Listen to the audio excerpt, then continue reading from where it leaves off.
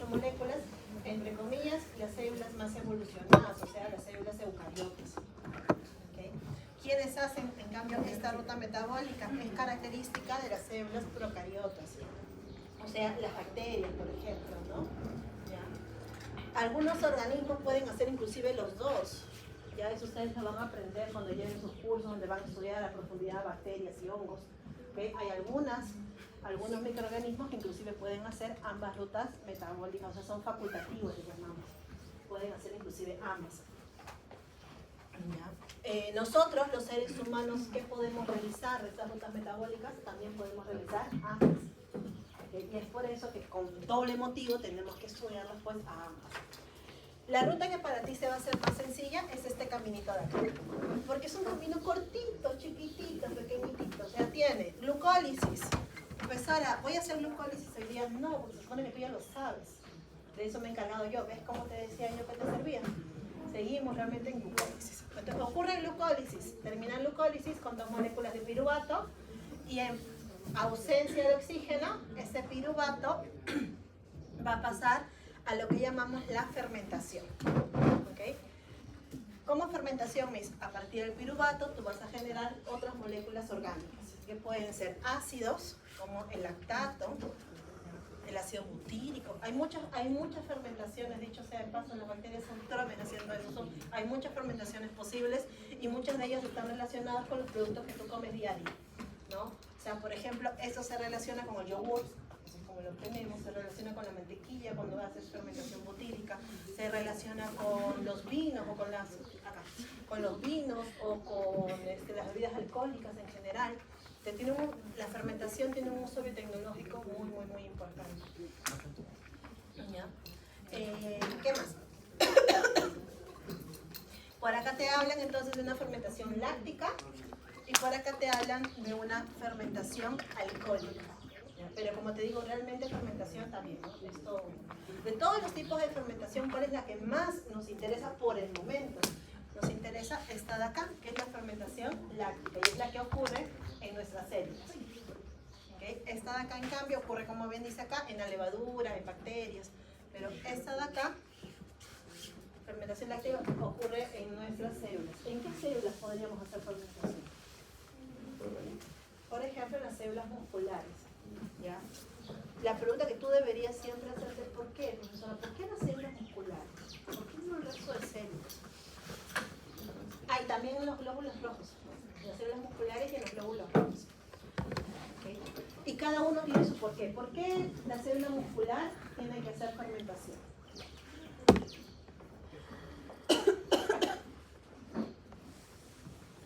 ¿Por qué y en qué momento? Cuando hacemos ejercicio, ¿cierto?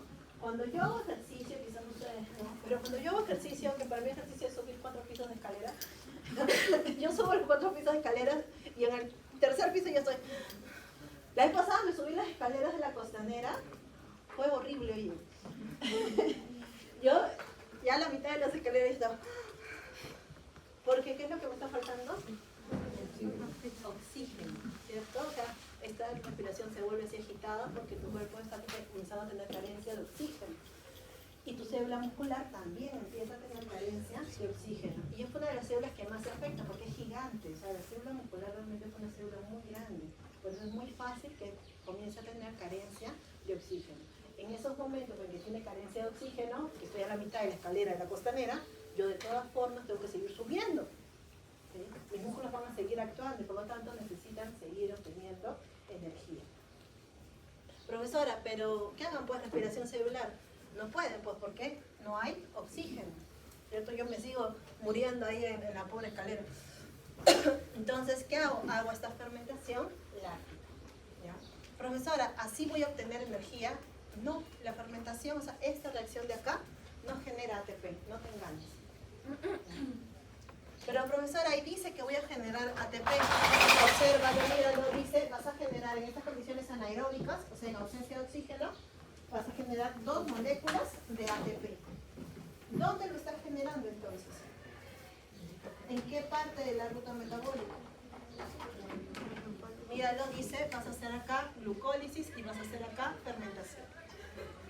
¿En cuál de estas 2 rutas vas a generar el ATP? tenemos en la glucólisis, y tú ya lo sabes, se generan 2 moléculas de ATP neto.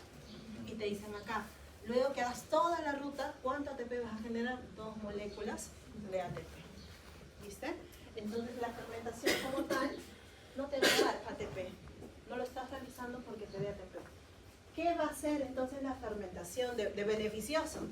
Va a generar ácido láctico, que no me es nada beneficioso porque más bien esto me puede promover una acidosis. No es algo bueno realmente la acumulación de ese ácido láctico. Pero entonces, ¿por qué hago esta fermentación? La respuesta está acá. Cuando tú haces fermentación, una de las cosas que ocurre acoplado, ¿no?, a esta transformación, ¿ya?, es generar NAD. ¿Ya? Tú empiezas con NADH, la ruta, y tú terminas con NAD. ¿Cómo se sube eso? Recuerda que en glucólisis, ¿con qué empiezas? ¿Con NAD o NADH? Con NAD, ¿cierto? Por lo tanto, ¿cuál es la ruta metabólica que se podía estimular con NAD? Glucólisis. O sea, tendrías que ver en la pregunta si las condiciones permitían portar una glucólisis o no. Eso sí yo no me acuerdo. Lo tendrías que ver en la premisa si se podía hacer una glucólisis después de estar estimulando glucólisis. Entonces tú empiezas con NAD en la glucólisis y produces NADH. ¿Ok? Pero en cambio aquí en la fermentación tú empiezas con NADH y más bien lo regresas a hacer NAD. ¿Ya? ¿Cuál ventaja tenemos acá, profesora? Que este NAD que está produciendo aquí en fermentación regresa por acá y se sigue usando en la glucólisis. Si no hiciéramos eso, la glucólisis simplemente pararía por ausencia de líquido. ¿Okay? Porque esta glucólisis es dependiente justamente de NAD. Por eso nos gustan estas moléculas a nosotros. Entonces es dependiente de NAD. ¿Okay? Si esto no estuviera ocurriendo, simplemente esto pararía. Por eso se acopla a la fermentación, a pesar de que no me da ATP, porque me está generando NAD. Okay. ¿Qué más? Esta de acá entonces es una fermentación anaeróbica, ¿no? Ahora vamos a ver qué ocurre si realizamos el mismo proceso, pero en presencia de oxígeno. En presencia de oxígeno siempre recuerda, tú generas de 36 a 38 moléculas de ATP, generas un montón de ATP y por eso esta ruta metabólica es más larga. Nunca te olvides porque por eso es que hay que estudiar. ¿Qué necesitamos? Igual, el paso número 1, cuando hay oxígeno, sigue siendo una glucólisis, que se supone tú ya la conoces. Si no la conoces, ya sabes, ese es tu momento para regresar a la glucólisis. Luego de ello, dice, vas a seguir con una descarboxilación oxidativa. Luego de ello, vas a seguir con un ciclo de Krebs. Luego, las moléculas reducidas se van a ir a la cadena transportadora de electrones y finalmente vas a obtener ATP. O sea que a través de una fosforilación oxidativa. Esta oxidación aeróbica, ¿no?, o esta oxidación de la glucosa tiene en total realmente 5 etapas. De ellas ya hemos abarcado la primera. Así que vamos a empezar con la segunda. Esta ruta metabólica tiene que estar ubicada según la célula. Acá está la célula, acá está la mitocondria. Tenemos entonces el ingreso de la glucosa. ¿No les tocó eso, no? ¿A través de qué proteínas ingresaría la glucosa a esta célula? SGLTs o GLUT, ¿cierto? Porque esos son los transportadores que tenemos. Ok, entonces gracias a estos transportadores ingresa la glucosa, esa se convierte en piruvato, específicamente 2 moléculas de piruvato gracias a la glucólisis. Eso recuerda, hace que a nivel aquí de la glucólisis yo haya producido 2 moléculas de NADH reducido, con la ganancia neta de 2 moléculas de ATP. ¿Qué más? Esta ruta, como la puedes observar, ocurre aquí a nivel del citosol o citoplasma. ¿Okay? Lo siguiente que vamos a hacer se llama descarboxilación oxidativa. O sea, yo tengo acá el piruvato. También recuerda, la glucosa tenía 6 carbonos. El piruvato, en cambio, ¿cuántos carbonos tiene? 4. 3, claro, 3 carbonos. ¿Por qué, profesora? Porque recuerda que has agarrado la glucosa, que tenía 6, y esta ruta literalmente la ha partido en 2. ¿Okay? Pues por eso pasas a tener 3 carbonos. Acá entonces está nuestro piruvato con sus 3 carbonos, 1, 2 y 3. Yo lo voy a someter a una etapa que se llama descarboxilación oxidativa. Descarboxilar. Descarboxilar significa quitar una molécula del CO2. ¿Okay? Eso es su concepto. Entonces yo voy a agarrar y le voy a quitar este CO2 de acá y se va a ir justamente como CO2. Haciendo entonces que mi cadena pase a ser más chiquita. Tenía 3 carbonos, va a pasar a tener solamente 2. ¿Qué más? Yo voy a incorporar a una coenzima A, que anda por acá, de color verde. ¿Qué más? Voy a usar NAD, en realidad voy a usar también a otras moléculas como el FAC, pero una de las cosas que va a pasar en esta ruta es que voy a producir NAD reducido. ¿Qué estoy haciendo entonces? Estoy descarboxilando. Descarboxilando significa que yo tengo una molécula y le estoy quitando un CO2, por eso estoy descarboxilando. La molécula va a disminuir en cantidad de carbonos.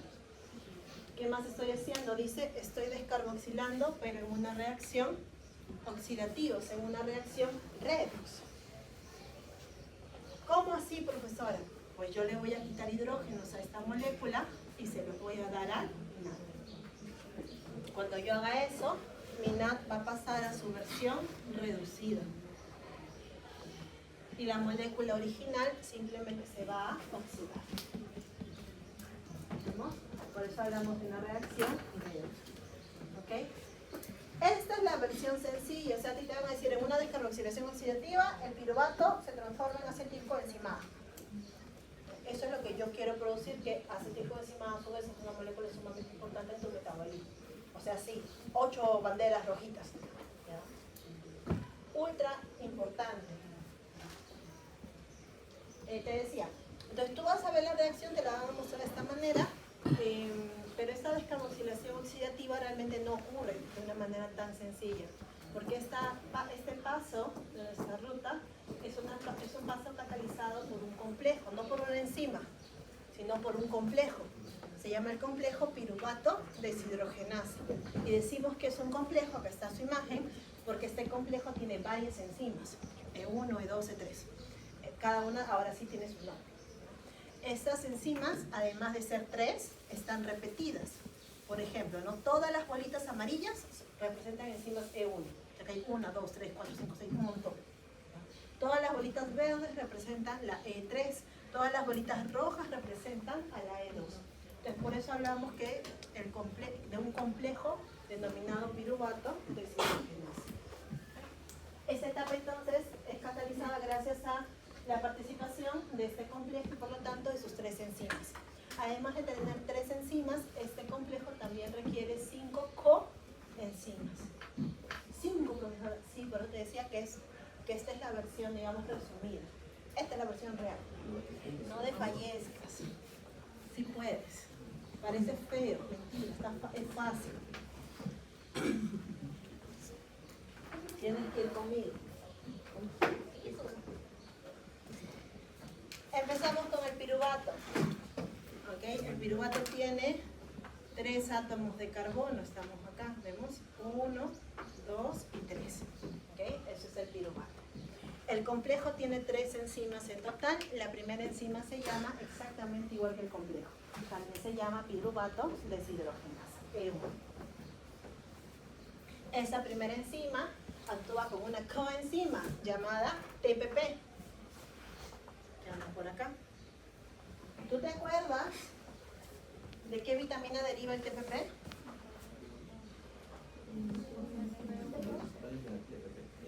Tiamina pirofosfato. La vitamina B1. Qué fácil, cualquiera. Claro, el TPP deriva entonces de la vitamina B1. Profesor, entonces las carencias de vitamina B1 afectan esta ruta metabólica, claro que sí. Ok, entonces yo ya tengo TPP acá, está unida a mi enzima E1 porque es su coenzima. Esta coenzima me va a recibir al piruvato, pero no al piruvato completo, porque porque decíamos que en esta ruta había una descarboxilación, ¿te acuerdas? Este pedazo de acá, junto con los oxígenos, de hecho se me pasa, este pedacito de acá se va a ir, anda por acá. ¿Ves? Se va en forma de CO2. Lo que queda de la cadena, míralo acá, toda esta parte rojita, que efectivamente solamente tiene 2 átomos de carbono, ¿okay? Eso se une al TPP. Pero esa era para siempre, no, se une un ratito nomás, transitoriamente. Pero se une de manera covalente, como lo puedes ver acá. Y entonces yo digo que se ha formado el hidroxietil TPP.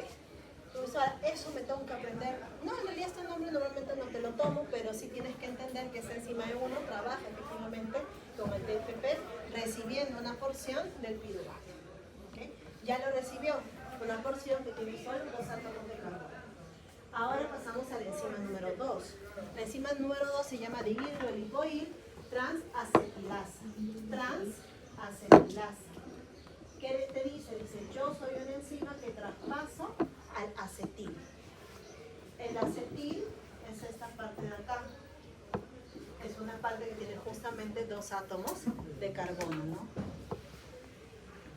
Entonces, esta parte rojita que estaba aquí unida al TPP, la vamos a traspasar justamente a la enzima E2, pero la enzima E2 lo va a recibir también en una coenzima. Su coenzima se llama lipoamida.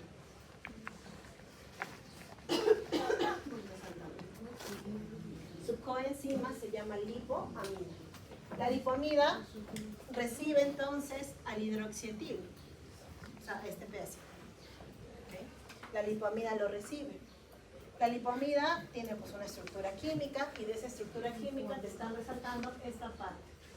Tú tienes que observar lo siguiente, no te estreses, mira bien. Tú tienes que observar estos azufres que están acá y el enlace covalente que hay en esos azufres. Esa es la parte importante. ¿Okay? Cuando este hidroxietil llegue acá, se va a unir justamente con la lipoamida a nivel de uno de esos azufres. ¿Viste? Acá. ¿Okay? Acá sigue estando el azufre, pero ahora se han separado. ¿Listo? Uno de esos azufres se ha unido justamente con lo que antes era el hidroxietil y que ahora es un acetil. Acá está. Con sus 2 carbonos. El otro azufre de la lipoamida, que ahora ya no tiene con quién unirse, se ha quedado sin su pareja, busca una pareja, pues no al toque, en la vida no se va a quedar solo. Pero busca un hidrógeno. ¿Okay? Y ocupa esa posición con un hidrógeno. ¿Listo? La lipoamida entonces ahora se ha unido al acetil. ¿Okay? Pero como te decía, ¿para qué se une? Otra vez, solamente se une transitoriamente. Solamente lo va a traspasar nada más. O sea que desde aquí lo vuelve a traspasar. ¿A quién lo va a traspasar? Ahí aparece la coenzima A. Entonces este acetil lo va a traspasar a la coenzima A. La coenzima A lo va a recibir. Y como es acetil con coenzima A, obviamente lo vamos a llamar acetil coenzima A. Ya lo traspasé. Mira tu lipoamida, recuérdala, estaba así, pero ahora le he quitado esta parte rojita, ¿no? Se le he quitado porque le he traspasado a la coenzima A.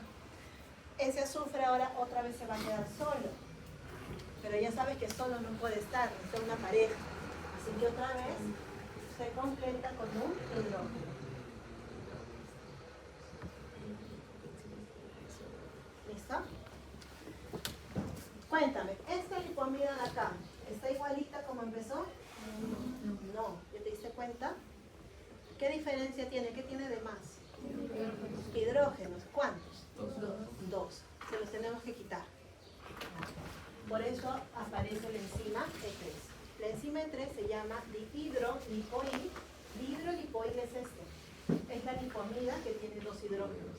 Por eso hablan de una dihidrolipoil. Es un nombre feo, yo lo sé, pero en realidad está hablando de esta molécula que no es tan complicada de entender. Entonces, esta enzima se llama dihidrolipoil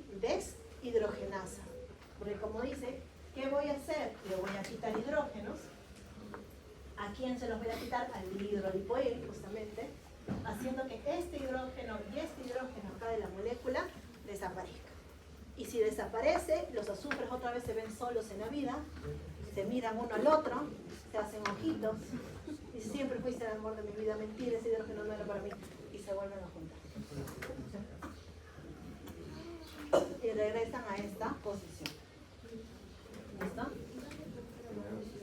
¿Sí? ¿A dónde vamos a mandar entonces a esos hidrógenos? Ya los quitamos, ¿ok?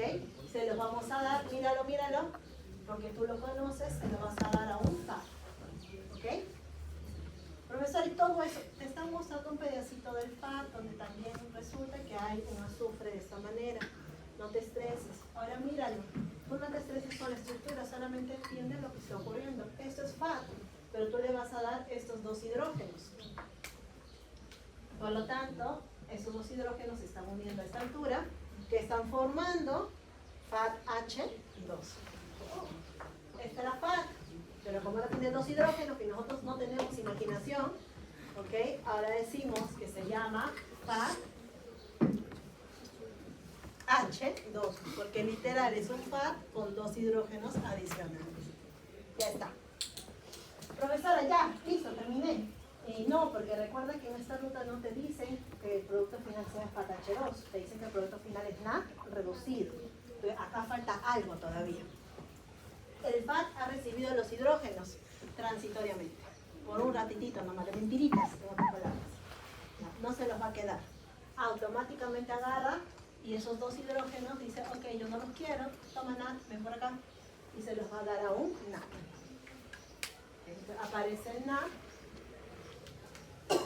y este NAC, que acaba de aparecer, recibe los dos hidrógenos. Como está recibiendo dos, por eso es que uno habla de un NADH más H. Uno se incorpora pues no en la molécula y el otro queda ahí como que libre. ¿Ya? Entonces finalmente en esta ruta, ¿qué he formado? Vamos a ver si es cierto. He formado, dicen, un CO2. Es verdad, yo lo formé. He formado un acetilcoenzima A. También es cierto, he formado eso. He formado un NADH, o sea un NAD reducido. También es verdad. ¿Habré formado un FATH2? No, porque a pesar de que se forman de mentira, se forman un ratito, porque al final esos hidrógenos están acá. ¿Ok? Cuidado con eso. He visto que efectivamente han participado tres enzimas, ¿no? Piruvato deshidrogenasa, dihidrolipoil transacetilasa y dihidrolipoil deshidrogenasa, cuyos nombres parecen al inicio retadores, feos, pero que si realmente comienzas a ver el proceso, tú dices, ah, ok, ella qué hace, en este caso ella descarboxila y une, ¿no?, el hidroxietil al TPP. ¿Y ella qué hace? Es una transacetilasa. Agarra este acetil, lo recibe, pero únicamente agarra y lo traspasa. ¿Cierto? Lo recibe, pero inmediatamente lo traspasa. Luego, ¿qué hace ella? Quita hidrógenos, ¿no? Justamente aquí en la lipoamida que ya habíamos usado. Cuando se los quita, se los da primero al FAT y después al NAD. ¿Listo? ¿Dudas, chicos? ¿Dudas, consultas, preguntas?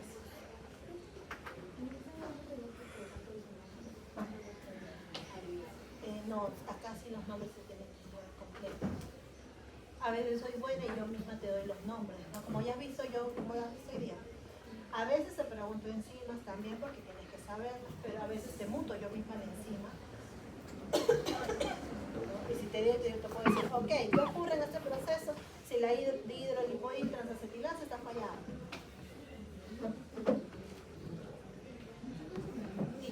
Avanzamos, me parece que vamos más o menos bien. Ok, chicos. Las siguientes diapositivas muestran exactamente lo que te acabo de explicar. O sea, cómo el piruvato reacciona con la enzima E1 y al reaccionar con esta enzima E1 se descarboniza, liberando un CO2, que el resto de su cadena, o sea, lo que llaman hidroxietil, se une al TPP y por lo tanto forma hidroxietil TPP.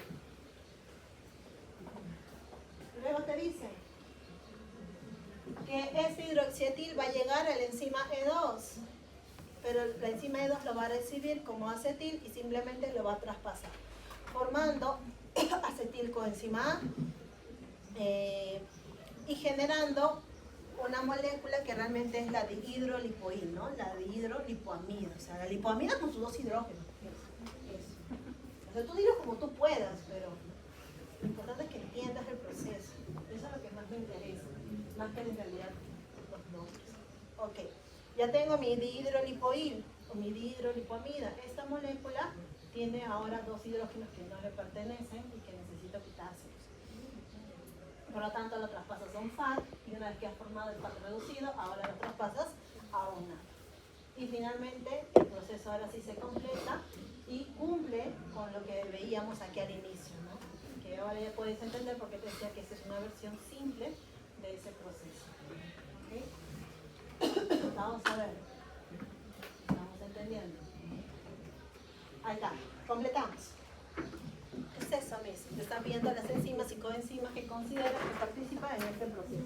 Recuerda que son 3 enzimas y 5 coenzimas. Eso ya es una cosa. Si puedes. No, se lo pasa desde E2. Y hay que hacerlo así en parejitas, ¿no? O sea, ¿cuál trabaja con la E1, cuál trabaja con la E2, cuál trabaja con la E3? En parejitas. Ese es de E2, ¿no? De E2 y para Muy bien, Abigail, ¿cuál sería? ¿Cuál es la transacetilasa? La 2. Acá Abigail se acuerda por el final, esta es una transacetilasa. Y ya sabemos que acá entonces dice dihidrolipoil. Mejor se lo digo, escribo completo. Eso vale que se lo escribió así lo que sí.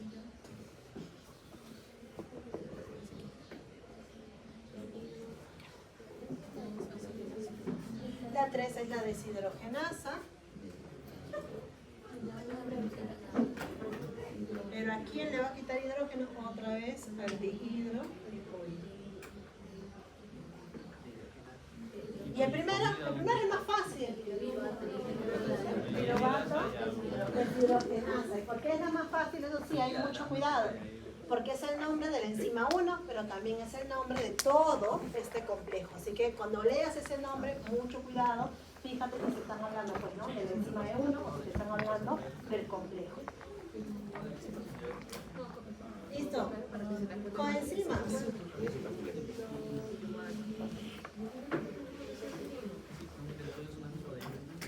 TPP, ¿con quién? ¿E1, E2 o E3? E1. Ok, acá funciona el TPP. ¿Cuál más? Lipoamida, ¿con cuál? Con la E2. ¿Cuál más? Coenzima A. Con la 2. ¿Cuál más? El NAT. Pero yo siempre lo hago en orden, ¿saben por qué, chicos? Porque así, o sea, si trabajo en orden, así como que reafirmo lo que se supone que tengo que aprender. De antes del NAT, ¿quién viene?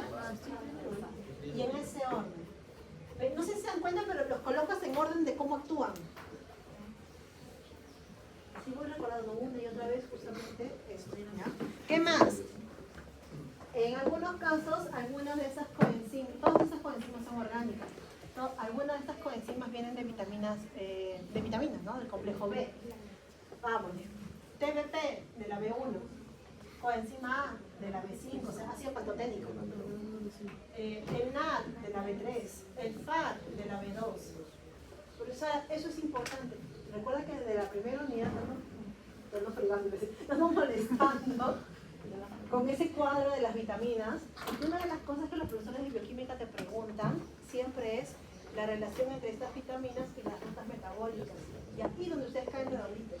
Aprenden las rutas, todo hermoso, pero luego vienen y te dicen, ya ok, ¿qué pasa entonces en una glucólisis si hay deficiencia de vitamina B3? Pero no saben contestar. ¿Sí? Entonces, para llegar a eso simplemente tienes que siempre, constantemente estar pensando en esto, ¿no? De qué vitamina está viniendo cada coenzima. Así tú te das cuenta que este paso está influenciado por deficiencias de B1, de B2, de B3, de B5.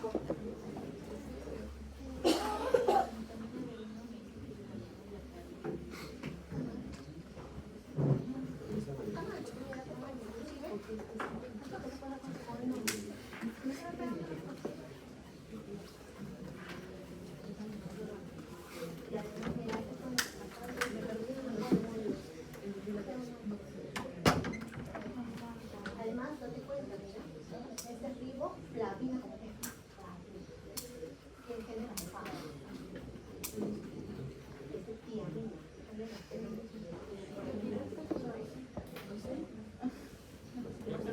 Como la vitamina tiamina.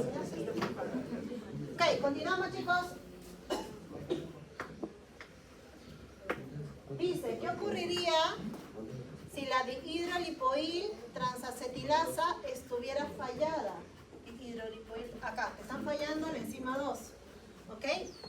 Que es lo mismo que yo te dijera, ¿qué pasaría si no tuvieras ribomida? ¿O qué pasaría si no tuvieras vitamina B5? O si no tuvieras coenzima A. O sea, ¿te das cuenta? Todas son versiones de la misma pregunta realmente. O sea, ¿qué pasa si esta E2 no está funcionando?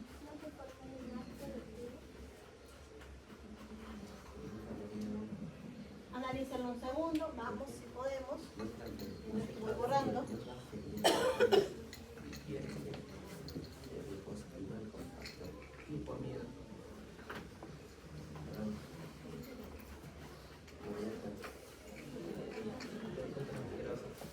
¿Qué ocurriría? Por ahí Nayeli se quería lanzar.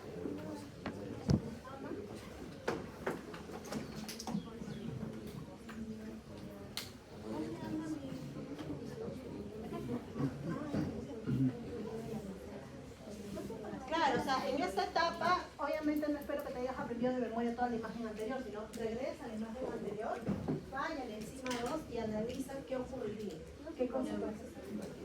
No se forma acetilcoenzima A, dice nuestra compañera, ¿eso es cierto?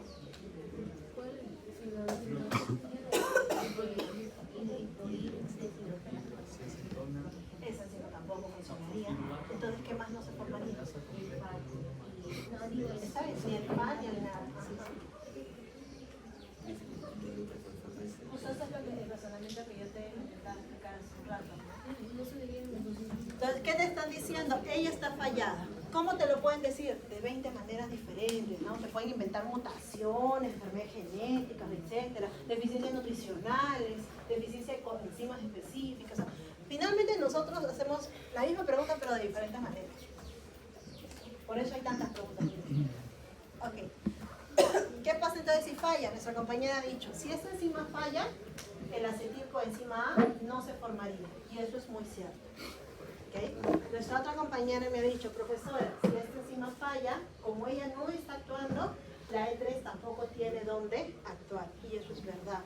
Y por lo tanto, no hay NAD reducido y no hay FAT reducido. ¿Okay? O sea, en otras palabras, date cuenta, desde la o sea, desde la enzima que ha fallado hacia adelante, todo deja de ocurrir. Todo se deja de formar, todo deja de actuar.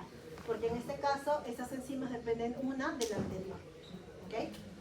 Ahora dime, ¿la piruvato deshidrogenasa puede actuar? Sí, claro, ella no tiene problemas. ¿Okay? El piruvato se sigue recibiendo, sí, el piruvato sí se va a recibir. ¿El CO2 se podría formar? Sí, sí, al menos inicialmente se va a poder formar inicialmente. Ok, entonces, de aquí para allá, más bien no habría, ¿no? Cuéntame, con este CO2 y este piruvato, ¿qué ocurriría? Ellos más bien pasarían a acumularse, porque su ruta normal es que lleguen por acá y se sigan metabolizando, ¿no?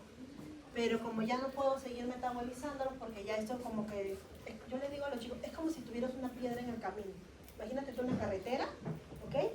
Viene la marcha, pues ya, y te bloquea el paso. Entonces, ¿qué va a pasar con los carros?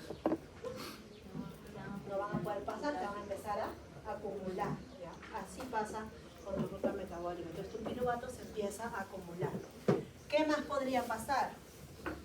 ¿Qué más podríamos hacer con este piruvato?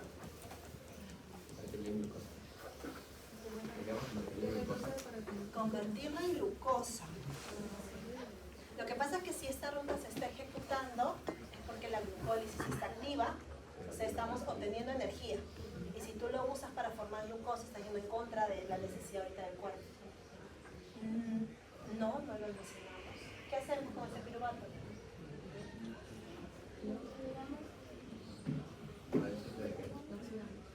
hay una ruta alternativa para el piruvato, tú lo mandas a esa ruta alternativa. ¿Cuál es la ruta alternativa? ¿Te acuerdas como cuando empezamos la clase? Decíamos, había dos opciones. La fermentación. Tú lo mandas a fermentación. De verdad, profesora, sí, este piruvato se iría a fermentación. Si se va a fermentación, va a empezar a acumularse como ácido láctico. Y si se acumula como ácido láctico, va a pasar a tener una acidosis. Profesor, o sea que esta persona, si de verdad, no sé, pues se intoxica, toma una sustancia que efectivamente cause esto, termina con una acidosis. El año pasado, el siglo pasado, estábamos haciendo análisis de algunos insecticidas, me acuerdo. Pero justamente tenían efectos así, a nivel de descarboxilación, a nivel de cadena transportadora de electrones. Y justamente esos son los análisis que terminaron haciendo. A eso tenemos que llegar. ¿Cómo es eso mismo? A entender qué ocurre cuando las rutas metabólicas se alteran, qué consecuencias hay, o sea, hacia dónde se van las moléculas, ¿no? Y finalmente esas consecuencias, cómo se relacionan con la sintomatología. Sí, pasamos.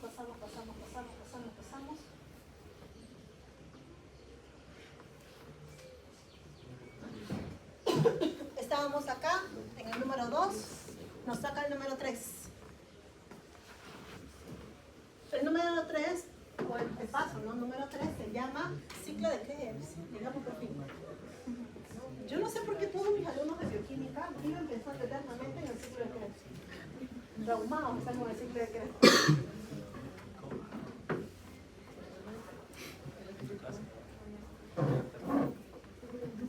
El ciclo de Krebs es un ciclo, por lo tanto es una ruta anfibólica, o sea, una ruta tanto de degradación como de formación. Es una ruta integradora. ¿Cómo así que es integradora? Lo que pasa es que, si bien es cierto, tú estás estudiando ahorita ciclo de Krebs como parte de la degradación de glúcidos, ¿no? De la glucosa, realmente el ciclo de Krebs tú lo puedes alimentar a partir de ácidos grasos y tú lo puedes alimentar a partir de aminoácidos. O sea, esta ruta realmente se interconecta con la formación y degradación de aminoácidos. Entonces, yo les decía, yo siempre le digo a los chicos, ¿no? Para mí glucólisis es como una columna vertebral. O sea, tú quieres aprender bioquímica, es como tú quieres moverte. ¿Tú quieres moverte? Esa es tu columna vertebral para que te puedas mover. Si quieres aprobar bioquímica y no sabes glucólisis, está bien conmigo. ¿Qué pasa con el ciclo de Krebs? El ciclo de Krebs es como si fuera tu corazón. Así, profesor, así de importante. Sí, ese ciclo de Krebs, ¿okay? Justamente tiene muchas ramificaciones, ¿no? Tiene muchas interconexiones y al final está íntimamente relacionado con todo ese funcionamiento que queremos ver a nivel de bioquímica. Otra vez, profesora, es una ruta integradora. Sí, es una ruta integradora y las rutas integradoras hay que estudiarlas con mucho cuidado. El ciclo como tal es bien fácil, recontra fácil. El ciclo solamente tiene 8 hermosas y preciosas reacciones químicas. 8 nomás.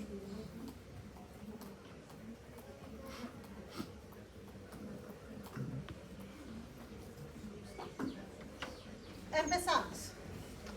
Habíamos formado, y por si acaso, ¿qué decía?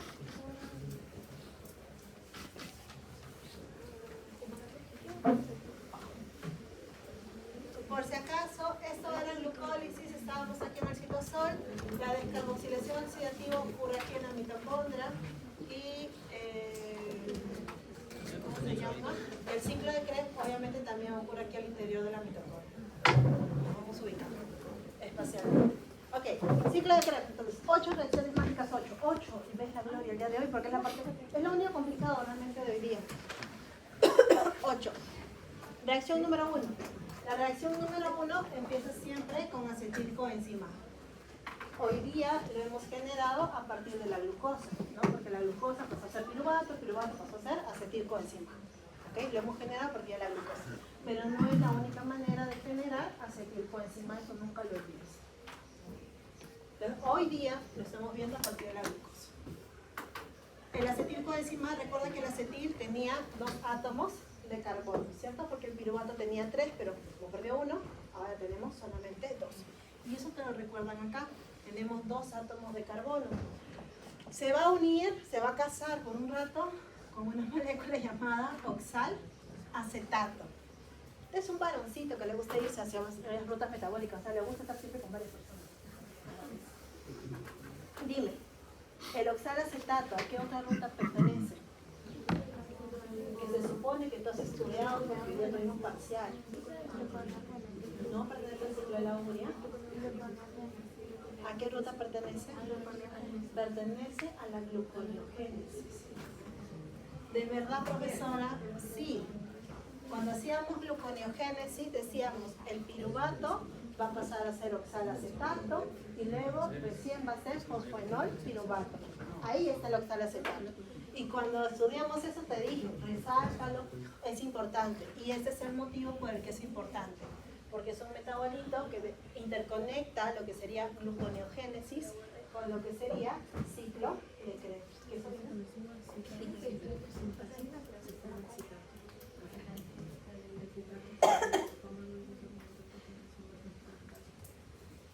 Ok, tenemos entonces oxalacetato. ¿Okay? El oxalacetato es una molécula que tiene 4 átomos de carbono. Esta molécula, ahora la estamos viendo aquí en el ciclo de Krebs, 4 más 2 va a generar una molécula que tiene 6 átomos de carbono. Como puedes ver acá. Significa, ¿cómo se asume? Lo que significa es algo bien sencillo. Tú tienes 2 moléculas. En esta reacción lo único que estás haciendo es juntarlas. Cuando nosotros hacemos acción química decimos que esa es una reacción de condensación. Eso es condensar, o sea, casarlos, bueno, unirlos, pero unirlos completamente, como puedes ver, ¿no? sin quitarle ninguna parte. ¿Okay? Los estamos condensando. Esta enzima se llama entonces citrato sintasa. ¿Listo? ¿Por qué? Porque es una enzima que te va a formar citrato. Ya tengo citrato. Ok, ahora a este citrato, que efectivamente tiene 6 átomos de carbono, yo lo voy a transformar en una molécula llamada isocitrato. El isocitrato es un isómero del citrato y por lo tanto sigue teniendo 6 átomos de carbono. Esta es la reacción, yo digo la reacción de la discordia, porque si tú lo ves así de sencillito como estás acá, estaríamos hablando de un ciclo que efectivamente tiene 8 reacciones. ¿Ya? Pero realmente esta reacción no es una, sino que son 2. 2, sí. Aquí a la mitad hay una molécula llamada cisaconitato. Esta molécula implica entonces que el citrato pasa a ser cisaconitato y que el cisaconitato pasa a ser isocitrato. Y ahí tu ciclo entonces vas a tener 9 reacciones. Dependiendo de cómo estudies, te van a decir que el ciclo tiene 8, 9 y hasta 10 reacciones. ¿Cuál te enseño yo? Como siempre, el intermedio. O sea, la versión de 9 reacciones. Ni mucho ni muy poco. Para que aprendas bien. 9 reacciones. ¿Ya? Como tiene entonces este intermediario llamado cisaconitato, la enzima que cataliza ambas reacciones se llama aconitasa.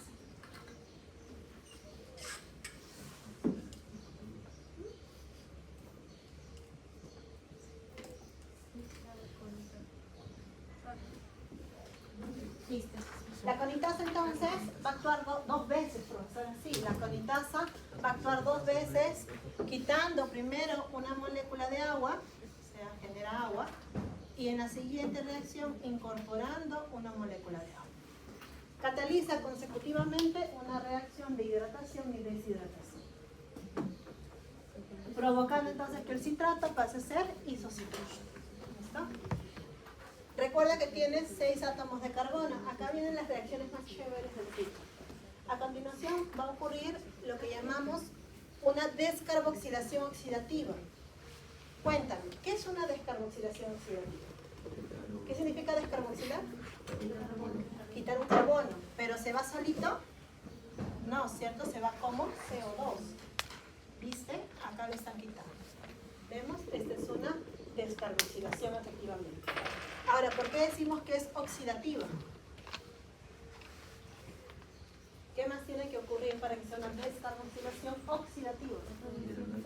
¿Cómo?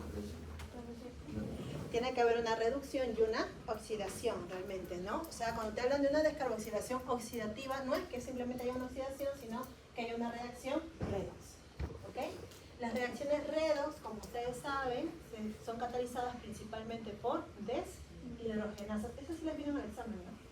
Están catalizadas por deshidrogenasas. ¿Cómo se llama entonces la enzima? Mira, esta enzima le va a quitar un CO2 al isocitrato, le va a quitar 2 hidrógenos, se los va a dar al NAD, y el NAD va a pasar a ser NADH más H realmente, ¿no? Así, NAD reducido. ¿Cómo llamarías tú a la enzima? Ajá. Isocitrato deshidrogenasa. O sea, si tú empiezas a entender lo que hace cada enzima, la cantidad de información que tienes que seguir aprendiendo se va reduciendo.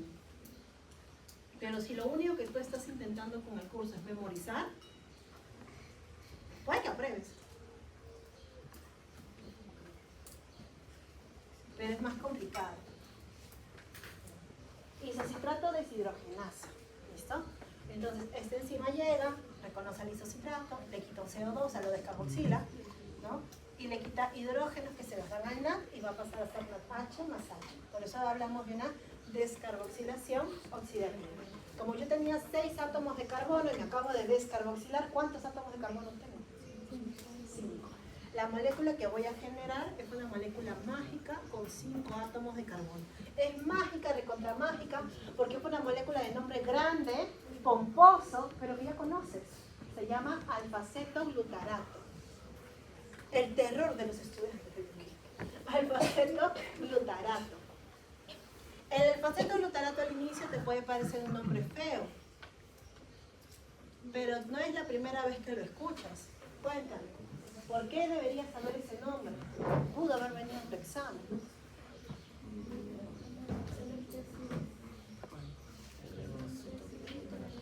¿Cuándo has visto al alfa-cetoglutarato? Síntesis de las paraginas, casi. O sea, síntesis del glutamato y a partir del glutamato, glutamina. O sea, síntesis del aspartato y a partir del aspartato es paragina, ¿no? Lo que tú me estás diciendo. Ahí. El alfa-cetoglutarato participa en reacciones de transaminación. Típicamente es la molécula que recibe el grupo amino del resto de aminoácidos. Y cuando recibe el grupo amino, el alfa-cetoglutarato, ¿en quién se convierte? ¿En quién? En glutamato. ¿Les toca esa pregunta? ¿No? En glutamato. Profesor, entonces me está diciendo que el glutamato a su vez se puede convertir en alfa-cetoglutarato. Sí, porque son reacciones reversibles en este caso. ¿Okay? Ya tienes entonces el alfa-cetoglutarato. La siguiente reacción también es una descarboxilación oxidativa. Entonces, otra vez vemos acá cómo se va el CO2. Otra vez vemos cómo se forma NAD reducido, obviamente a partir de NAD normal. ¿Okay? Aquí le estoy quitando los hidrógenos al alfa-cetoglutarato, se los estoy quitando para dárselos al NAD. ¿Cómo se llamará la enzima? ¿Quién se da cuenta? Ni siquiera la tienes que memorizar. ¿Cómo se llama? Alfa-cetoglutarato deshidrogenasa. Profesora, ¿me está diciendo en serio? Te lo juro. Alfa-cetoglutarato ya no voy a escribir deshidrogenasa, ya me pasa. Deshidrogenasa. No, mejor sí, porque de ahí ustedes hacen copias. De ahí no aprenden porque la profesora no lo escribió. ¿Okay? Solamente aquí en esta reacción, esta es la segunda descarboxilación oxidativa, ocurre un solo evento adicional. Se incorpora en esta reacción una coenzima A. Acá no la han colocado, pero realmente aquí junto con el NAD tiene que estar ingresando una coenzima A. ¿Dónde, profesora? En la colita, o sea, tú generas una nueva molécula, se llama succinil, y a la vez a esta molécula le pegas la coenzima A. ¿Cuántos átomos de carbono tendrá el succinil coenzima A? 4 átomos de carbono. Por si acaso el coenzima A no se cuenta, o sea, el succinil es el que tiene 4 átomos de carbono. ¿Ya? Ya está ahí, succinil coenzima A. Este paso es importante. Profesor, todos son importantes, sí, todos, ya lo sé. Que todos son importantes. Mira este enlace, te voy a poner de rojo, ¿ya? Significa tú también ahí en tus anotaciones, resáltalo. ¿Ves este enlace que estoy viendo acá, que estoy resaltando ahí hasta el cansancio, que está uniendo la coenzima A con el succinil? Ese enlace es un enlace altamente energético. Significa, cuando yo lo rompa, voy a liberar bastante energía. ¿Ok? Mi siguiente paso entonces es quitar justamente esa coenzima A. Yo tenía succinilcoenzima A, pero le quito la coenzima A. Profesor, y la coenzima A se me ha olvidado pues de colocarla acá. Okay, se va. La molécula que me queda, como era del succinil, pero ahora ya está solito, ahora se llama succinato, ¿no? Se llama muy parecido. Es el succinilcoenzima A sin una coenzima. ¿Ya? Succinato. ¿Cuántos átomos de carbono tiene? Tiene 4 igualitos, porque lo único que he hecho ha sido quitarle la coenzima A. Y recuerda que en este conteo la coenzima A no la consideré. No es que sea un carbono más, cuidado. Es coenzima, tiene toda una estructura grandecita. No la consideramos en el conteo. Rompí entonces, ¿qué rompí? Este enlace de acá, que justamente es altamente energético. Como tiene tanta energía, esta energía yo la voy a usar y voy a formar GTP. Ahí mucho cuidado. El ciclo de Krebs es un ciclo de Krebs que forma una sola molécula, bueno,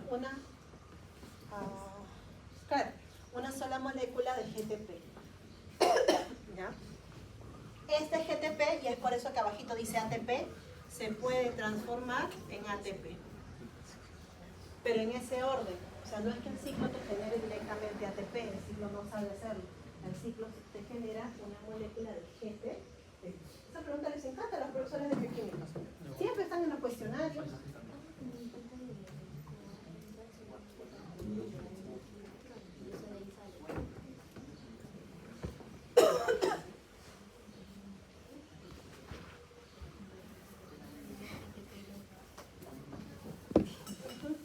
¿Cómo llamo, profesora? ¿Cómo se llama esta enzima? No me ha dicho. Yo la llamo, porque así es una de las maneras en que se puede llamar, obviamente, ¿no? Yo la llamo succinato tioquinasa. Obviamente, para formar este GTP, ¿cuál sería mi molécula precursora? GDP.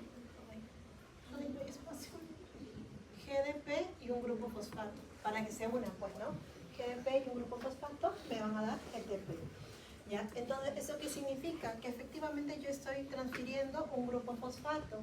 ¿Vemos? Por eso soy una quinasa. Por eso tengo esta capacidad para formar GTP. Tío tiene que ver con la coenzima A. Tío es un prefijo característico del grupo tío, el que tiene la coenzima A. Cuando te hablan del tío, normalmente es porque en la reacción ha participado una coenzima. Y succinato porque es el producto, ¿no?, que yo formo. A mí me gusta este nombre porque yo con este nombre yo me acuerdo al toque que esta es la única reacción de todo el ciclo de Krebs que genera GTP. Por eso me gusta. Tiene una segunda opción, por si acaso.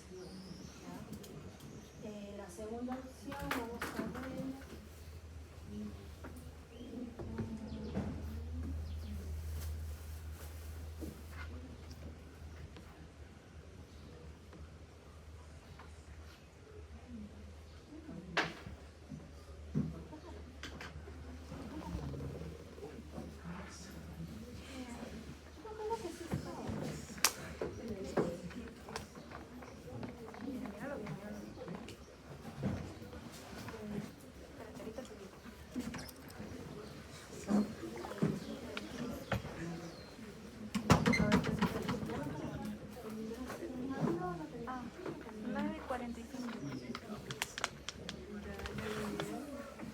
Claro.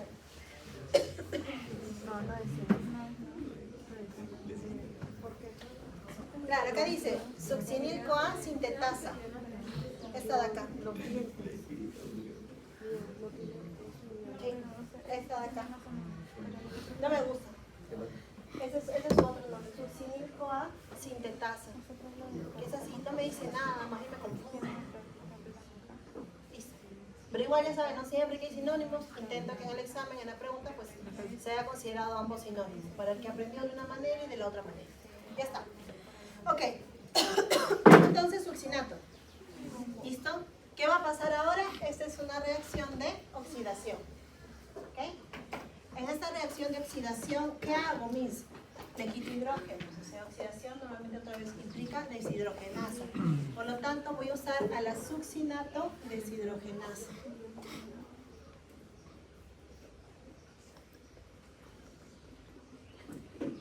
voy a quitar 2 hidrógenos al succinato, se los voy a dar una molécula de FAC y voy a generar FACH2. Profesora, eso es importante, todos son importantes. Es el único FACH2 de toda la ruta. No hay más FACH2 en toda la ruta. Es la única, por eso es importante. Además que esta enzima succinato deshidrogenasa también es importante, le vamos a poner un asterisco ya. Ahí en espera, ahora te cuento. He formado fumarato. Fumarato es un intermediario que le gusta a todo el mundo. Tenemos 4 carbonos, acá también por si acaso, 4 carbonos. Recuerda que ya no estoy haciendo descarboxilaciones oxidativas, solamente hubieron estas 2 seguidas, no hay más. O sea, una vez que yo formo la molécula de 4 átomos de carbono, acá, ¿ok? En adelante tengo 4, 4, 4 y 4. Ya no disminuyo nunca más. Porque yo tengo que regresar en algún momento a hacer otra vez oxalacetato que tiene 4 átomos de carbono. Es por eso. ¿Okay? Hay 2 descarboxilaciones oxidativas y luego me mantengo en mi número de átomos de carbono. Ya no disminuyo. Listo, formé el fumarato. ¿Qué va a pasar con el fumarato? El fumarato tiene una enzima bien graciosa, todo el mundo le cae bien, se llama fumarasa.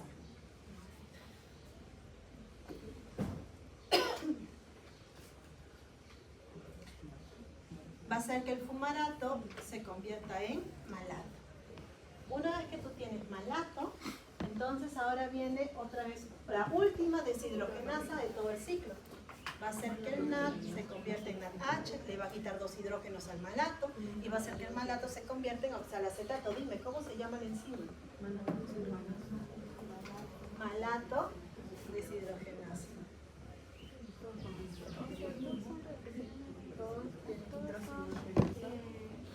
Los chicos cuando llegan a ciclo de Krebs, como han visto ahora, ¿no? Que se han ido retirando, ya quieren promoverse con el ciclo. El ciclo no es tan complicado, ustedes no vayan por ese camino, no se atemoricen. El ciclo parece complicado por los nombrecitos, ¿no? Que tiene. Yo siempre recomiendo, apréndete los nombrecitos, o sea, los intermediarios.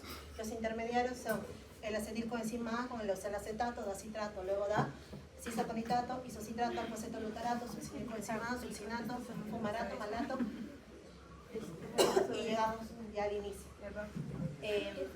Esos son los intermediarios. ¿Okay? Una vez que tú tienes los intermediarios, date cuenta, porque algunos ya lo han estado viendo.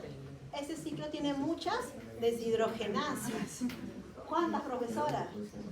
Deberían contar 4. Hay 4 deshidrogenasas en este ciclo. 4. Que siempre se van a llamar como su molécula precursora más la palabra deshidrogenasa.